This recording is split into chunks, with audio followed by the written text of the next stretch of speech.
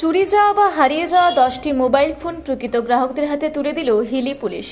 দক্ষিণ দিনাজপুর জেলার হিলি থানার অন্তর্গত একাধিক গ্রামের ব্যক্তিদের বিভিন্ন সময় মোবাইল হারিয়ে যায় অথবা চুরি হয়। সেই সমস্ত প্রকৃত মোবাইল ফোন গ্রাহকদের হাতে চুরি বা হারিয়ে যাওয়া মোবাইল ফোন উদ্ধার করে ফিরিয়ে দিল হিলি থানার পুলিশ।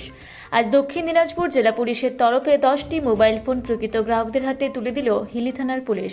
মূলত বিভিন্ন সময় সাধারণ জনগণের হারিয়ে যাওয়া বা চুরি যাওয়া মোবাইল ফোন থানায় এফআইআর করা হয়, পরে তা নির্দিষ্ট ধারায় অভিযোগ দায়ের করা হয়।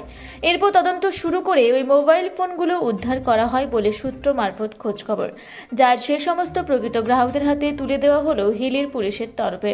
এই কর্মসূচিতে উপস্থিত ছিলেন হিলি থানার আইসি, এসআই, এএসআই সহ অন্যান্যরা। এদিকে নিজের পুরনো ফোন আবার ফিরে পাওয়ায় খুশি প্রকৃত মোবাইল ফোন গ্রাহকরা। হিলি থেকে বিদ্যুৎ কুমার মাহাতোর রিপোর্ট, রূপসী বাংলা মিডিয়া।